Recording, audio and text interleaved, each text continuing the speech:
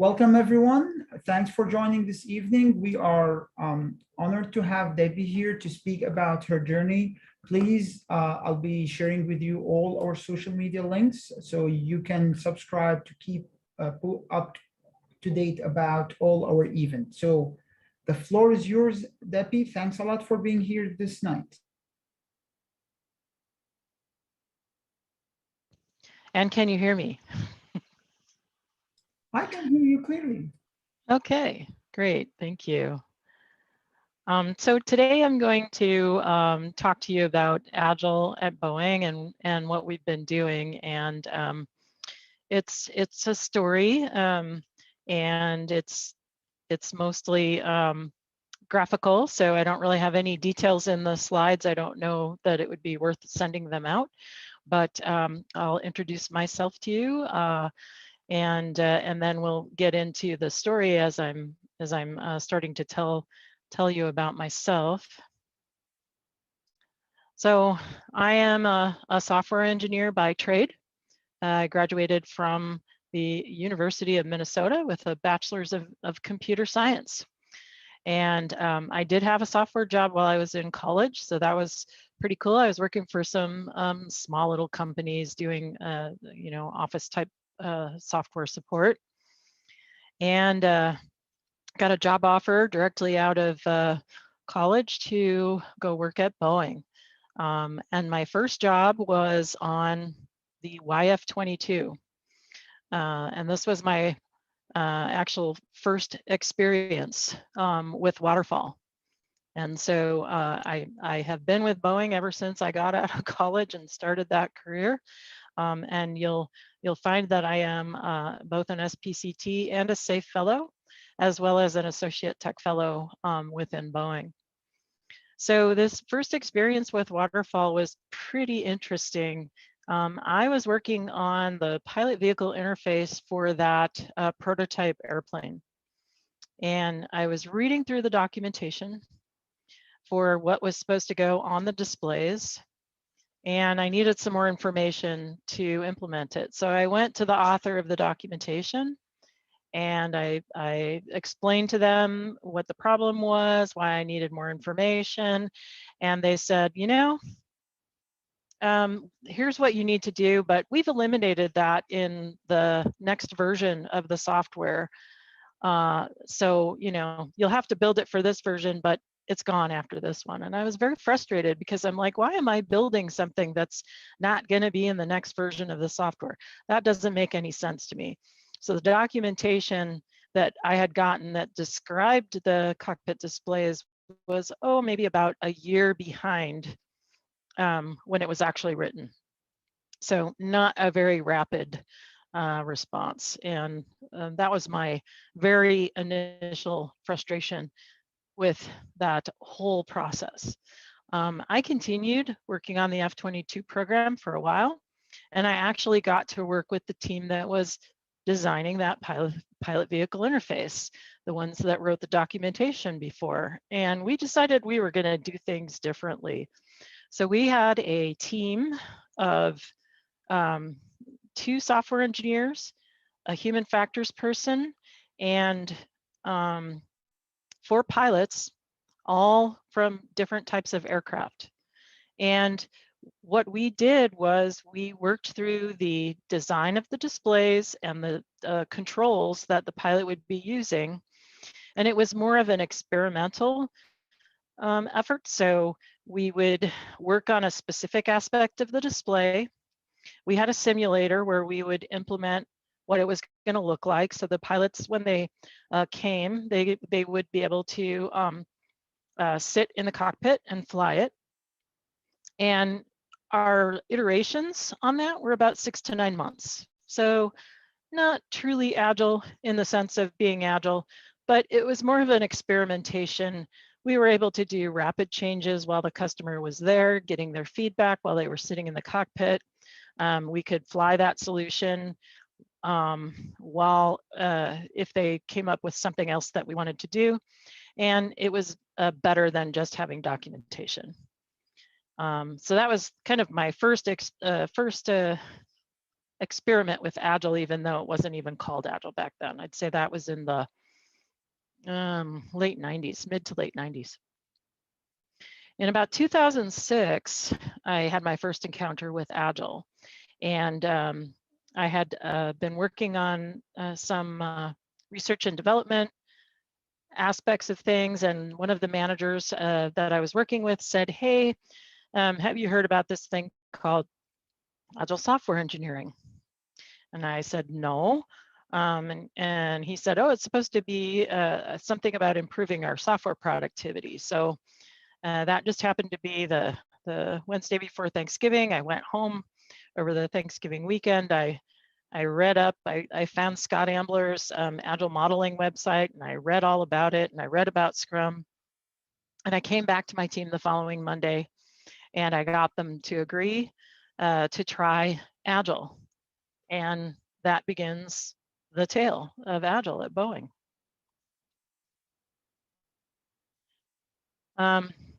So if you know Boeing, and Boeing sees themselves as a manufacturing company, we have a long history of lean as related to our factory.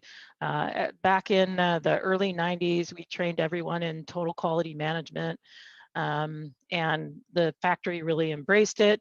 And then really in about 2007, we had this concept of lean plus. So lean wasn't good enough, we had to plus it. And that was for us to move lean out of the factory and into the office environments. So there was a lot of marketing on that, a big rollout.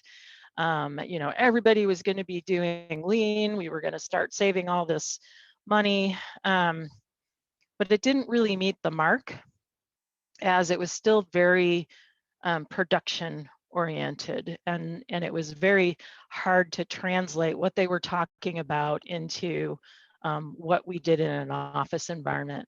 And especially when you talked about software, and really there was no software factory at the time of, you know, one person did one thing, you rolled it, you rolled it, you rolled it. So it wasn't really an integral way of working. And a lot of people saw this as a check the box. Okay, so I'm going to go implement a lean project. I'm going to show that I saved money, and then I'm done. I don't have to do anything else anymore. I don't know if anybody else has had large initiatives that have rolled out like that and met with minimal success, but I would say that was one where it really just didn't hit what was necessary. I thought it was great because as I had been using Agile, I saw, yeah, this is great. This is what we need. We need to start changing our business processes. We need to lean things out. But that just wasn't how it was accepted within the company. So when we started doing Agile, it was about at the same time. I think I said that was 2006 when I first encountered Agile.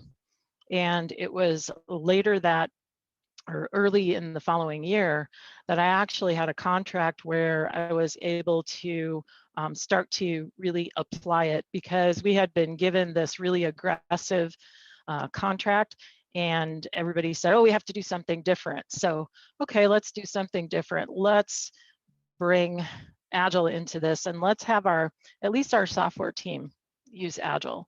And so we planned it all out into the contract. And we really started working it very well on that contract. We had some great successes. And I would say our first success was actually documented in 2009, and this was about the F-22 training system. And we were basically re-architecting the training system and then upgrading it for the pilots. And so we had a first-time quality delivery. That was in about 2009. As we were using Agile on my program, though, we started to realize, hey, if we're going to do this really well at Boeing, we need to create a community of practice, start generating some support around it. And I started to do that, and I found that there were all sorts of other pockets across Boeing Defense that were interested in doing this too. And so we got funding from the software engineering function, And we had a big kickoff. We leveraged some materials from Alan Shalloway from Net Objectives, which is where he was at the time. And we created our own content, and we decided to call this the Boeing Agile Software Process. And it was very process oriented. There was not a whole lot of mindset, values, principles that went along with it. It was technical. It was about the teams. It was not really about a cultural transformation. We did a big rollout. We had posters, we had books, we had badge extenders, we did a website, we did training, yeah, big A, capital T, transformation, but not full stack transformation. So, so we were really just doing Scrum. That's all it was. It was focused at a team level. There was nothing in there about scaling. It really focused on software, not necessarily bringing in the test, which is a challenge, right? So I don't know if anybody else can relate to that issue, but that's where we started. And sometimes even because of this Lean Plus initiative that was out there, which was being marketed very heavily across the entire company, we had to do stealth agile underneath the construct of Lean Plus. And then we had to basically map our Agile into Lean Plus to show that they were doing one and the same thing so that we didn't have to do something different. So we had a team, we actually created a team called the Lean Agile Support Services that was running out of the software engineering function that were driving the adoption, but not the transformation. At the same time, we also had a parallel IT organization that was also doing Agile transformation using Scrum, but they developed a whole different process model. And so now we've got two areas within the company that are using Agile mostly as a process or a project management technique, all focused on software development, the end. That's really one of those stories that yes, we had started with the teams. Yes, we started with software, but we didn't scale quick enough. We didn't take the opportunity to move it up and out of that area. But we were so successful. We run in 2011, we won a replication award. In 2012, we had metrics that showed that we had deployed to 60% of the BDS software organizations. And we showed an increase in productivity, quality, throughput, and about $30 million of cost savings or cost avoidance over all of the different software organizations that we deployed this to. And in about 2013, they said, okay, so you deployed it to 60% of the software teams. How are they doing? So we developed a maturity metric to see how well they were doing. And one of the things that we never really ended up doing was to seeing how much of the organization had actually implemented Agile. And so you'd get this, hey, we did 60%. I think we, at one point in time, we got to 95% of the organizations, the software teams. But we still didn't know, did that mean one Agile team? Did that mean the whole organization had gone? There was nothing that we were measuring to say how deep the Agile got, just how many teams we had moving using Agile. In 2013, we started trying to expand it to engineering. We said, Scrum, it's not just for software. You can use it for other engineering disciplines as well. And that was an experiment, and it started going. We had some good support for it. On my F-22 story, we continued, we expanded into systems engineering and test, and we started looking at hardware, and we did scaling. So our entire organization was using Agile. We brought in the Scaled Agile framework. slowly over time as it was released in 2011.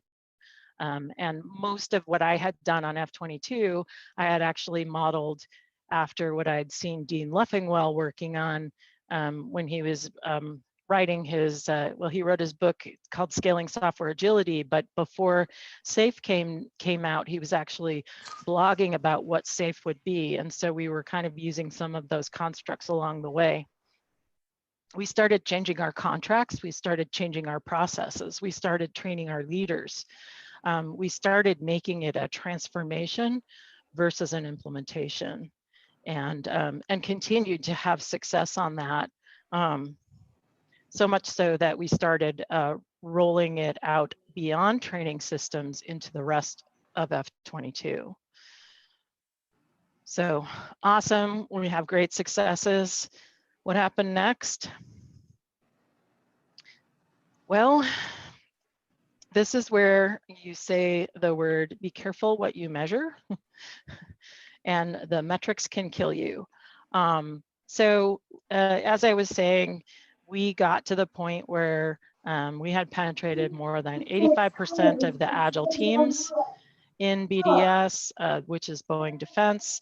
Our maturity metrics were on the rise. And all of a sudden, funding for the core team and coaching, gone.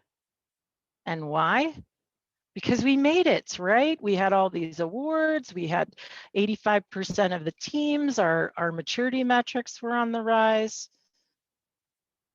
Programs continued to utilize Agile after that, but we started to backslide. So this was around 2014 to 2016. And it's unfortunate that this happened, because we had a good amount of energy going. And had we been able to convince the leaders that we weren't done, that you're never done, that you just can't stop with the coaching and the guidance and the growth, the continuous learning journey, we would not have had this gap in time where we really weren't advancing what we were doing. IT had lost their leadership earlier. And when we started new programs, they just went right back to the traditional way of working. They didn't even look at integrating Agile into their contracts. Now, I will say, and I'm not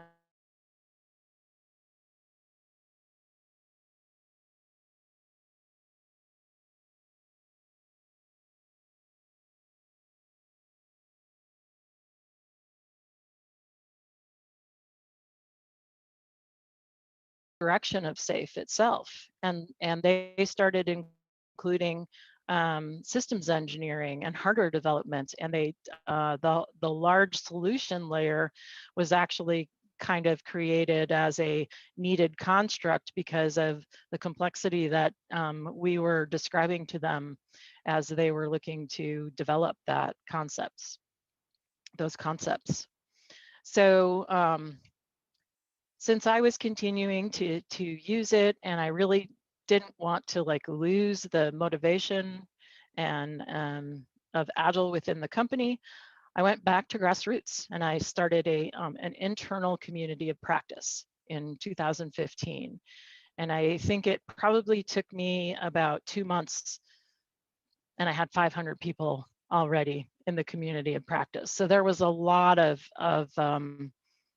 energy for knowledge around Agile still, even though it wasn't being supported at the corporate level.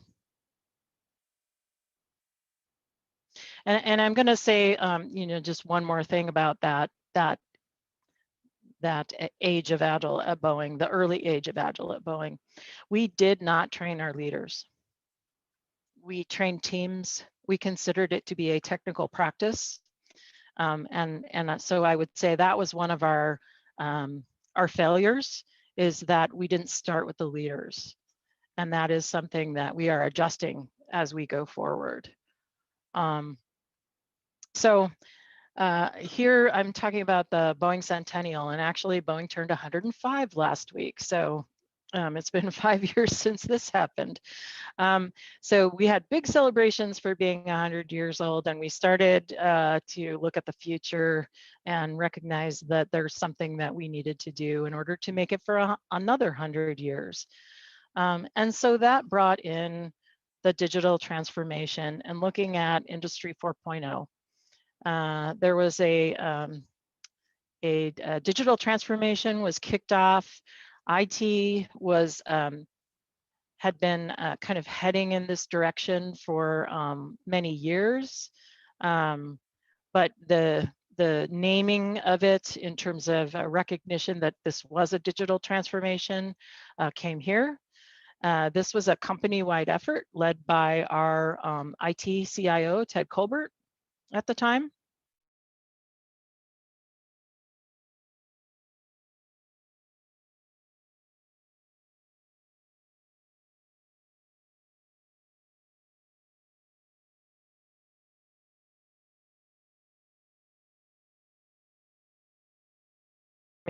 Environment. We created labs in 3 to 4 locations globally, set them all up very nicely. There was great culture in there. We had pairing stations. It was all open. It was a sense of community. In some places, they even served breakfast and had everybody do lunch together. Of course, we had ping pong tables, because who doesn't do ping pong tables when you write software and do Agile? And so we would bring teams into the lab, give them the new tools, and then send them home to their old tools, to their old culture, and expect them to be transformed. So now some people were so excited about the lab, they stayed there and they never wanted to leave the lab. And those programs actually continued to grow and learn and start to deliver things. So, you know, we have the big monitors up that showed the build statuses and everything. And I think it was a good success of modernizing the technology and creating a culture. It just didn't translate outside of the lab. And, you know, so you can incubate something, but the transformation needs to come outside when you go back. So it went well for about 3 or 4 years, and then it lost its funding as well.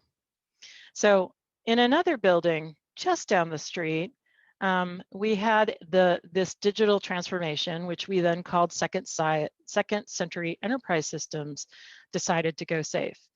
And I remember I was at the SAFE Summit in 2017, and I got a call during the last session, and it was from the chief architect of this Second Century Enterprise Systems, and he said, "Debbie, we need your help.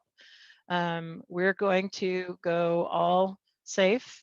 And this organization right now, it's about 2,000 people." And I said, "That is awesome. I'm excited." Transformation for was about 700.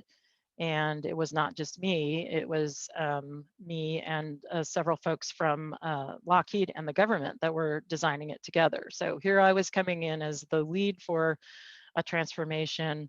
And I had to design the whole thing myself and get people, coaches in to staff it for the transformation.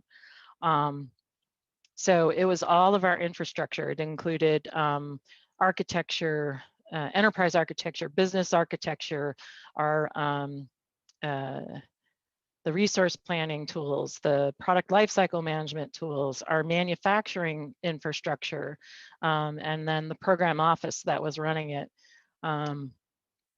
So I did do a presentation on this in the 2019 SAFE Summit.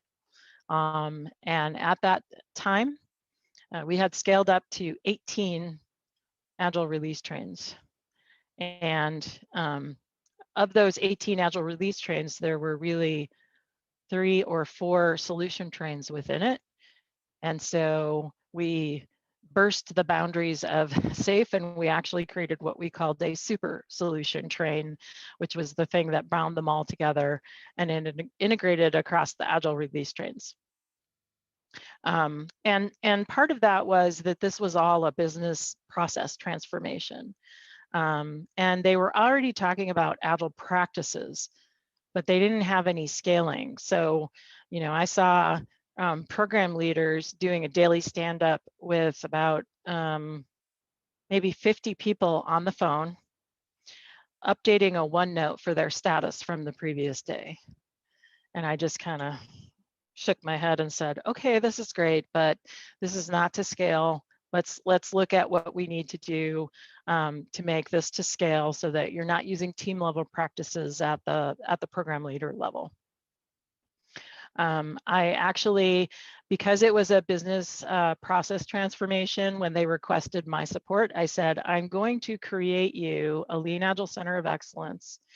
And I am going to create a model that we can then elevate up to the enterprise. Because if we are truly transforming the way we work at Boeing, then we are going to need enterprise level support for Agile and scaled Agile that we don't have today. And I told them the story I'm telling you about how we had, fallen behind because we had not continued to support it in the way that it needed to be supported. So I did get some leverage on that, and I did lead that effort, and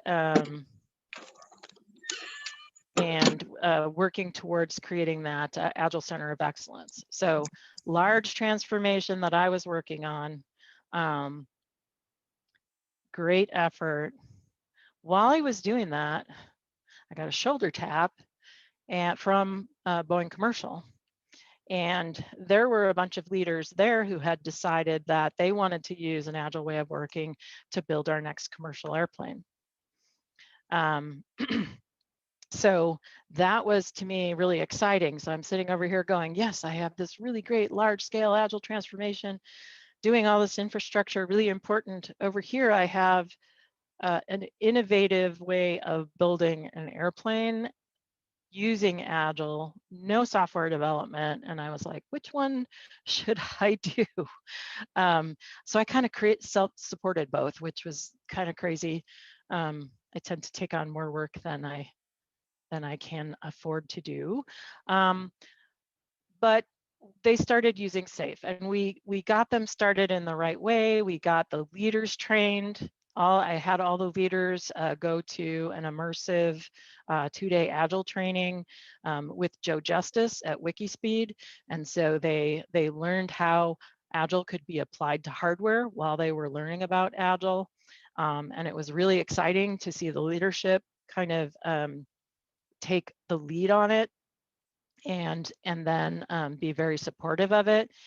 And they started, I think the first, what they called PI planning, which I would not call PI planning, that I attended, there were 50 Agile teams, not connected in any way, just a random 50 Agile teams trying to do their planning and come to some kind of alignment. The 2 program increment plannings later, we had scoped out 33 Agile release trains, which included probably, let's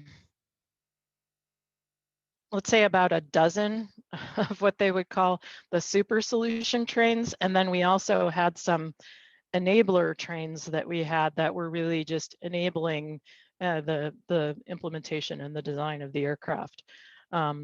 It was challenging to change the mindset, but it was a great experiment, and it was one of the first large scale planning where I actually saw the leadership team listen to the teams and change the schedule, change the master schedule overnight during PI planning because of what they heard the teams say they could or could not do.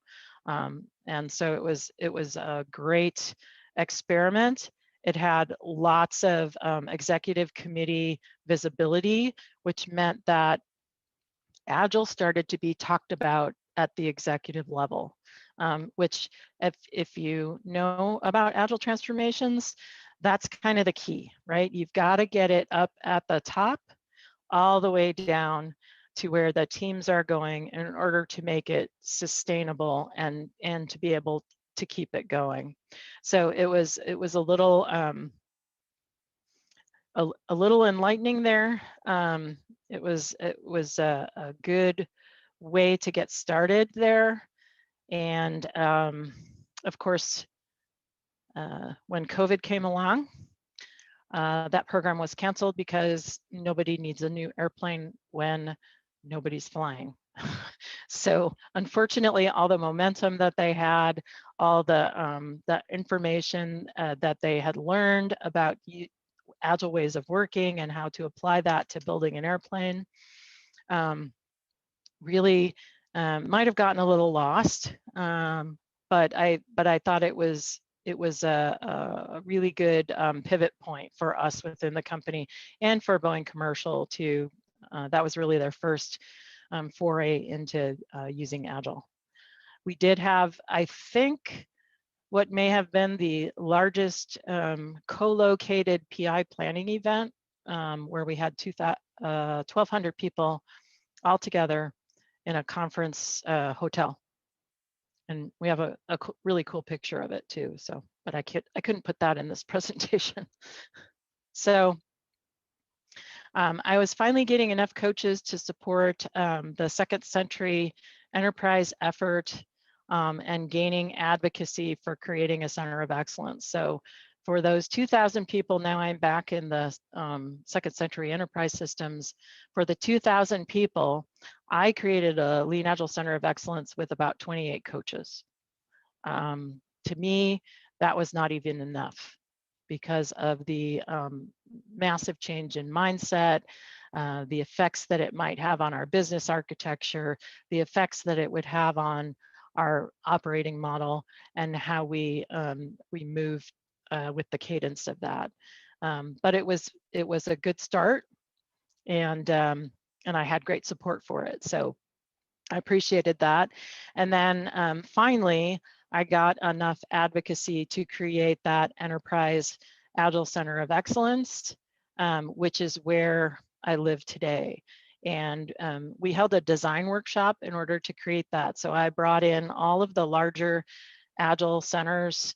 I brought in folks from this airplane program. I brought in folks from Second Century. I brought in some folks from F22 and from our training systems group and from some of our other digital development areas that were still using Agile. And we scoped out what we thought the Center of Excellence would be. And the VP that I was working with at the time said, "Are we thinking big enough?" So I got really excited. It's like, oh, maybe this could be, but what I didn't want this to be was a Lean Plus initiative. So I didn't want this to be a push. What I wanted it to be was a pull. So that if you're excited about a different way of working, if you want to improve your productivity, if you're curious about what Agile could do for you, then we invite you to come learn more. But I never wanted this to be a mandate and a push across the entire company. And it hasn't become that yet.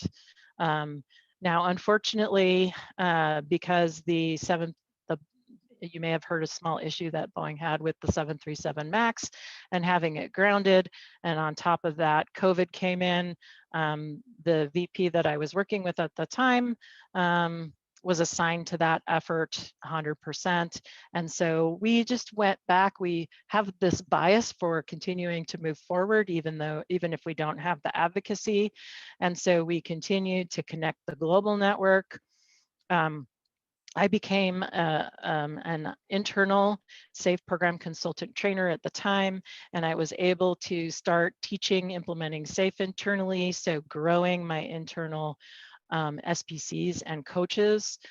Just last year, we developed a coaching academy program, which is a mentor-mentee relationship between some of the more senior and junior coaches within the company, and a series of workshops that we had to get them to understand what a coaching competency is and what all the factors of that competency are, and making sure that I didn't have to continue to go bring in consultants to continue our Agile journey. Because of the what I did on Second Century, we started, and a lot of that was consultants coming in, and it took a long time for us to get enough funding to bring Boeing coaches in to support that, and it didn't quite work how I wanted it to. So once we created that Center of Excellence, we decided that no, we need to grow our internal competency with that.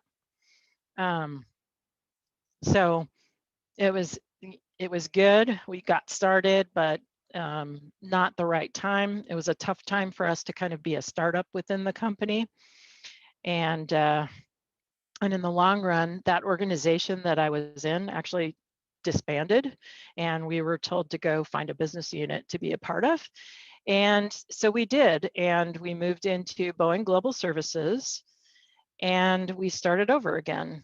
Not completely started over again, because we had our network set up. We had the coaching network going. We were teaching classes. We taught over 2,000 students, probably about 2,500 students every year for Agile. And then we just kind of kept that going.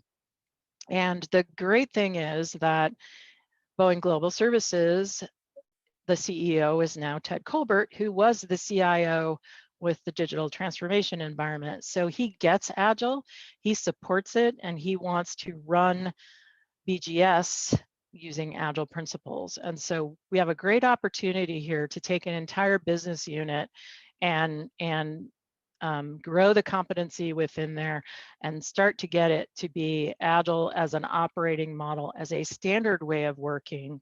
Not to say that everybody has to be Agile, but to say that everybody needs to understand Agile in order to support those parts of the company that are continuing to use Agile. And this gets into understanding how finance might need to change, how HR might need to change, how we need to look at our organizations differently, how we need to look at performance management differently. And we're just, all that's on my backlog, and we're really starting to kind of click away at it and get up to the support. So we still have a lot of disconnected initiatives across the company in this area, but we're trying to get them aligned and connected together.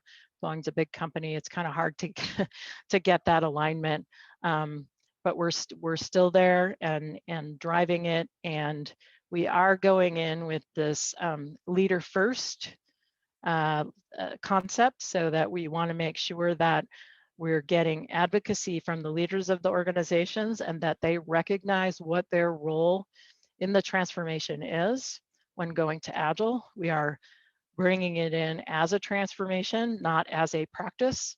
So we're going back to the Agile mindset, values, and principles, and making sure that everybody understands what that is. We have translated the Agile Manifesto into terms that make sense outside of the software world. And that was based on our experience on the Boeing commercial program, where when we were training them with materials that had a lot of software in it, they were completely put off. They were like, this Agile thing, it's just for software, who needs it?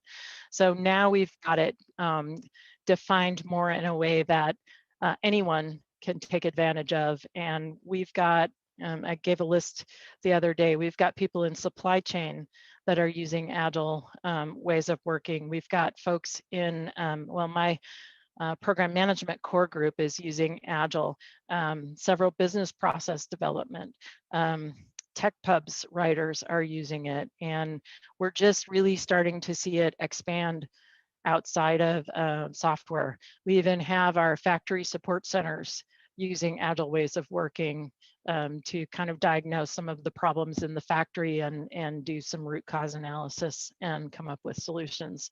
So we're really seeing the growth and the value of Agile, and really kind of getting to that point where I thought we would have been maybe about 8 years ago, but it's good to see it getting there, and that I think that had we not had the dark ages, that we probably wouldn't have come out of that as knowledgeable about what we did wrong and what we needed to do differently in the future. And that's my presentation for the day. So it looks like we have time for some Q&A.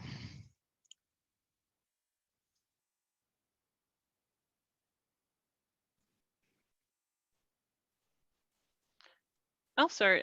I'm curious how you guys did the training of the leadership, because I think that's like an overlooked piece of it. So how did you get buy-in for that, and what approach did you guys take? We're still working on that. So we in a lot of areas we did get I'm just going to stop sharing here. In a lot of areas we did get the leaders to come in and actually take the training and you know, spend the 2 days in the class, but it was spotty, right?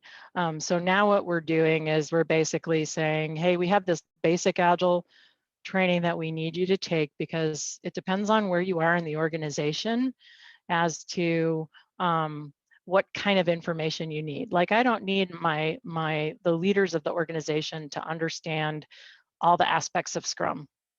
So I want them to understand what the value is that we intend to get out of Agile, and then what behaviors do they have that need to change. And so from that perspective, we're looking at creating more of a leadership development program that kind of talks to the behaviors versus getting them to understand Agile down and in. Great, thank you. Ken, I see you have your hand raised. Yeah, Debbie, I was going to ask, so Scaled Agile framework,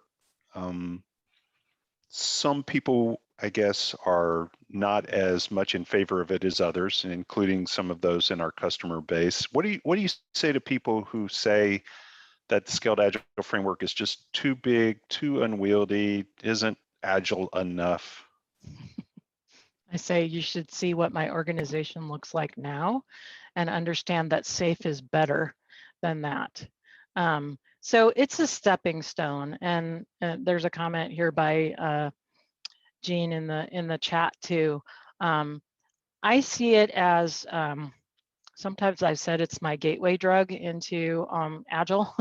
So when you are so complex and you have all of the rigidness of the organization around you, you need to have a way to step into it if people aren't ready for a complete transformation. So so I bring that in, and then the idea is that I want to look for ways that I can deconstruct that. And that was the biggest thing that I didn't do on Second Century, was I wasn't able to get them to do value stream mapping and look for ways that they could remove dependencies so they didn't have to have that super solution train. I think that SAFe is good when you use it in the right way, and there is no by the book SAFe, which I tell people. So when we come in and we coach people to use SAFe, we're looking for where do the SAFe constructs make sense for us to use, and where do we not need the complexity of SAFe. So that's what we're bringing in. And when I teach the SAFe program consultants, that's what I tell them. I said, as a coach at Boeing, you need to understand SAFe so that you can understand where it makes sense to use it, but also where it doesn't make sense to use it.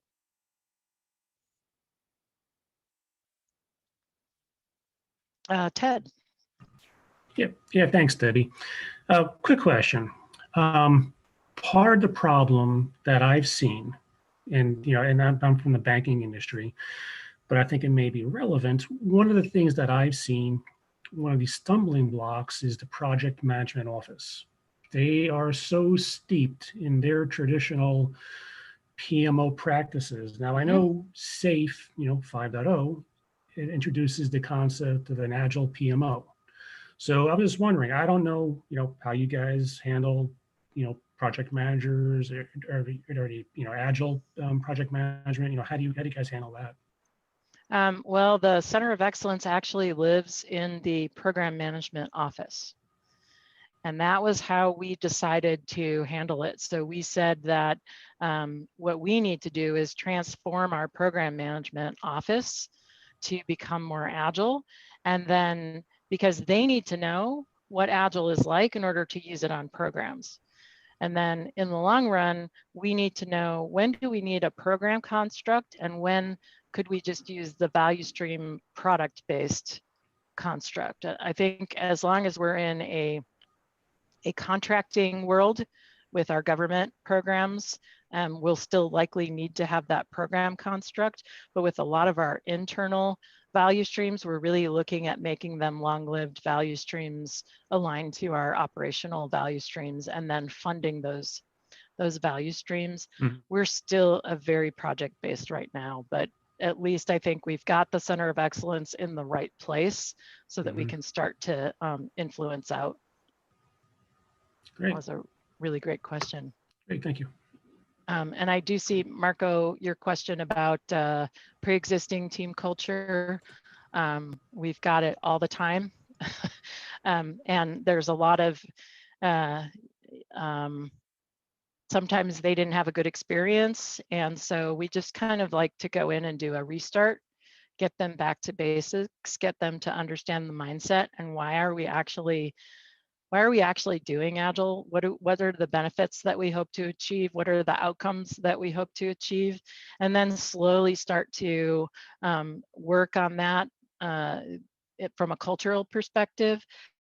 But it's not just the teams, it's the whole organization. And if the leaders don't get on board with that, then the teams aren't going to feel embrace the self-organization and the self-determination that's needed to really make Agile take off. Thanks, Debbie. Yeah. I'm gonna not say this right. Sarah Mappy. Yeah, Debbie, that's okay.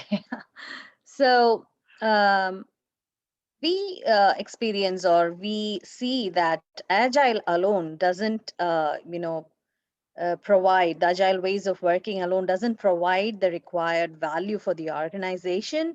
But when it joins hands with customer-centric design thinking principles and DevOps, it helps us to, holistically produce that value for our customers as well as the organization.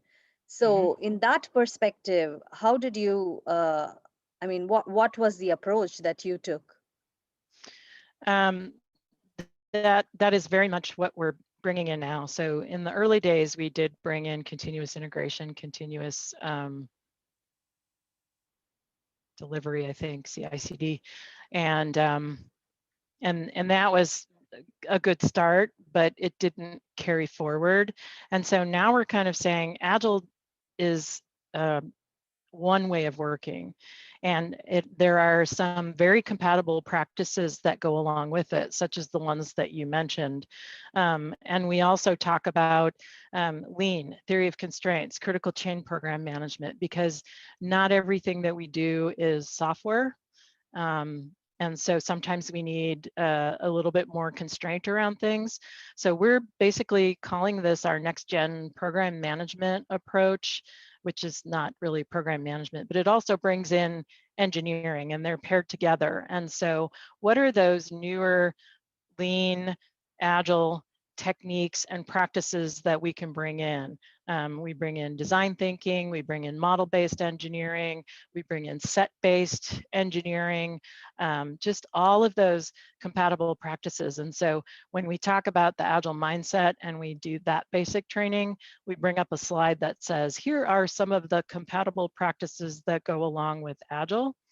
And that's why our transformation now is not just an Agile transformation, it's a way of working transformation. So we're really looking at what's the right way of working based on your context, based on your complexity, based on your product. Natasha. Hi, I just wanted to ask, my corporation, a lot of our contracts are still done like in a very waterfall systems engineering like method. So I'm kind of curious how you've seen teams lean into doing Agile in their like day-to-day practices when contracts and customers are kind of expecting a waterfall approach.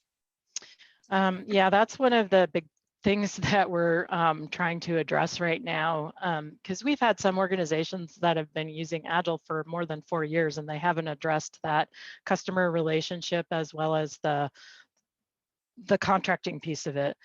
We have some contracts that we've developed that are more Agile, from contracting people to work for us, kind of in a shared services approach. And we've had a couple of really interesting contracts from the government that have been more aligned with an Agile way of working. I had one where I basically said, you are buying 60 story points worth of work, and you can prioritize what those 60 story points of work are throughout the course of the contract. And then if you want more than 60 story points worth of work, you can add on to it. And so I think that there's a lot of new ideas about contracting out there, and this is part of business agility. You've got to get your contracting folks, your supplier management folks trained up and on board so that they understand what things they're putting in those contracts that are constraining you and slowing you down. John. Yeah, question. I'm curious if you know the ratio of the size of your LACE organization as compared to the size of the members in the Agile projects that those LACE members are helping. I can tell you it's not big enough. So I have 5 people in my in the Center of Excellence at the enterprise level. And we also support that one business unit. We are not actively coaching programs. So what we're trying to do right now is develop this definition of a coaching model to understand that your Scrum Masters, your release train engineers, your solution train engineers, and your lean Agile leaders can all be coaches within your organization to support your transformation. But it depends on whether or not they're actually doing that. Are they a full-time release train engineer with like 10 teams, Agile teams that are supporting? They probably don't have time to do a whole lot of coaching. And so we will likely recommend that we have one coach in those larger, more complex organizations, whereas in the smaller ones, the RTE might be able to be that coach with support from the Scrum Masters. And then we are really trying to bring our Agile leaders and program leaders and managers up to speed on becoming lean Agile leaders and coaches themselves, rather than having them assigning work to people. But it's going to take us a while. There's definitely still a lot of learning to do. And it's great that we have support from Ted Colbert, because every time that we have a program out there and we're talking about the problems that we're having because of Agile, he says, well, have the program managers been trained? Do they know Agile? And so it's really great to have that kind of advocacy from the CEO to help us. I know there's a Brian has a question about in the chat about where do you see Agile long-term strategies and philosophies. Honestly, I would hope someday we're not using the word Agile. I would hope that we're really looking at enabling flow in our organizations, decentralizing decision-making, and just having that more organic organization. I know when we build big things, that's going to be a challenge and a reality, but I'd really like to see us just ingrain this into our culture, and understand that there will still be some things that need to work in a more traditional way. And I think, you know, when you look at what PMI has been doing over the past couple of years, they're really kind of shifting a lot of their training materials as well from the more traditional project management to what they call agile project management, which is a good step, but we still have to kind of get the culture piece in there as well. Saramati? Yeah, I have another question. Mhm.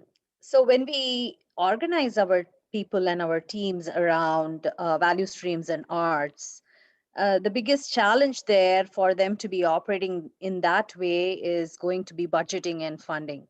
Mhm. So I would like to know your, approach towards implementing the lean portfolio management concepts and principles within the organization, and how did that, take the first step?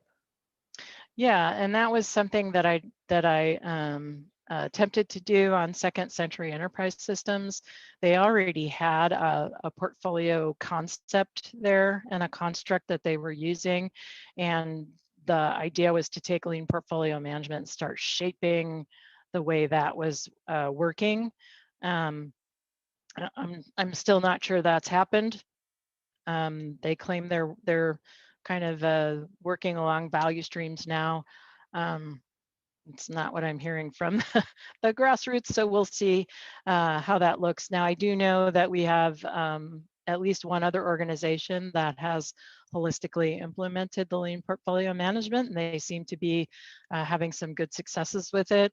And then within Boeing Global Services, I have at least one place where I plan on piloting that this year and bringing in our finance organization so that we can start to shift that financial model and see how that looks as well. So we're really attempting to do that. Great, thanks. Mhm. And John, did you have another question or still didn't lower your hand from before? I did not. I'll Okay. clear that. Thank you. So I think I've answered all the questions in the chat, and doesn't seem to be any more hands raised. So we're about at time. Thank you, Debbie. That was great. Thanks for all what you presented to us, and thanks everyone for attending. I'll be sharing the recording. The recording is already live on YouTube, and I'll be sharing that with everyone. Apologies for who didn't have the chance to attend, as the limit of my Zoom license was over. So thanks a lot, and see you next month. Thanks a lot, Debbie. Thanks, Mark. Thanks, everyone. Thank you. Thank you, Mark, for organizing this.